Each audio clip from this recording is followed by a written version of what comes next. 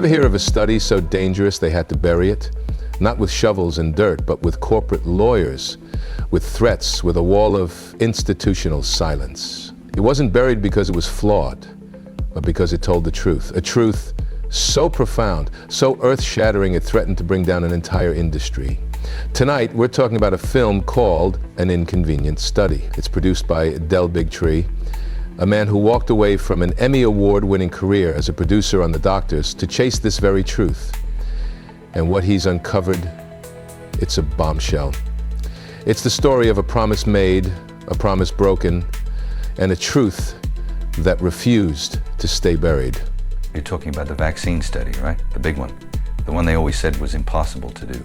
The one comparing vaccinated kids to the unvaccinated. I read the numbers, Bob. I read every line, every footnote. I looked at it like a cop looks at a crime scene, searching for the lie. But there was no lie, there was just data. What they found, it should have been front page news in every country on earth. It should have stopped everything, but instead, they shelved it, they silenced it, they threatened lawsuits over it. They tried to make the man who did it and the man who exposed it disappear. Why? Because it challenged the narrative. And in their world, the narrative is more important than the truth. Let's give the people the facts, Riggs, because the facts are all that matter. Dr. Marcus Zervos, not some fringe researcher, a top infectious disease expert, a world-renowned virologist. He worked for Henry Ford Health, one of the most respected research institutions in the country. He agreed to run a vaccinated versus unvaccinated study, the kind of study the public has been begging for decades. He even told Dell Bigtree he would publish the results, no matter what they showed. He was a good scientist. He was confident. He believed the vaccines made kids healthier. But when the data came back, it didn't show that. It showed the opposite. It showed something so terrifying that this brave scientist was forced to choose between his career and his conscience. Way opposite. This wasn't a little difference, Bob. This wasn't a rounding error. This was a blowout. The numbers are staggering. Kids who got the full schedule of vaccines, 4.5 times more likely to have chronic illnesses, 5.5 times more neurodevelopmental issues. That's ADHD, learning disabilities, things that steal a child's future. 6 times more likely to develop immune system problems. And what about the kids who had no vaccines, the control group, among the unvaccinated? Zero chronic disease in the unvaxxed group. You hear that? Not one. The data was so clean, so stark, it was undeniable. It was the kind of result that should have triggered emergency hearings in Congress. Instead, it triggered a cover-up. He sat on that data for years. This man, this hero of the Flint water crisis, a man who had stood up to the government before, was now paralyzed. He promised to publish it, he never did. Dell Bigtree pressed him. Senator Ron Johnson got involved, demanding answers.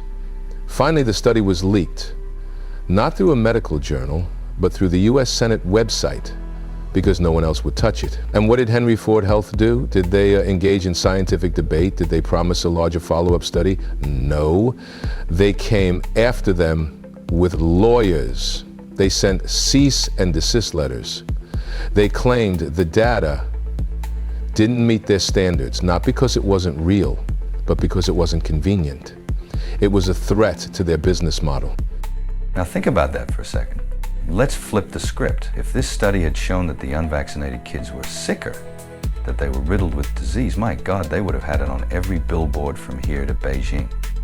Every network, every health department, every school nurse would have had a copy.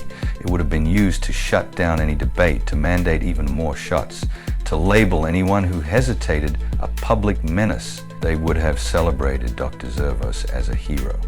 But when the opposite happens, when the data tells the inconvenient truth, silence, threats, intimidation, that's not science, that's a protection racket. And remember, we're not talking about a fringe scientist. Dr. Zervos wasn't some quack in a strip mall. This was the same man who helped uncover the Flint water crisis. He was the head of the Moderna vaccine trial for Henry Ford during COVID. They trusted him with their biggest projects. They put his name on their most important research. He was their guy. But now, they're disowning him. They're calling his work flawed. Why? Because he told the truth.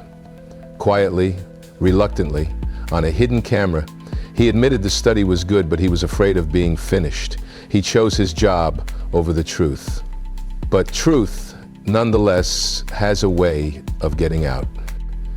And what was this groundbreaking revolutionary study? This isn't about being anti-vax or pro-vax. I don't give a damn what you call it. This is about demanding the most basic common sense study imaginable. Compare the overall health outcomes of kids who got 72 shots to the ones who didn't.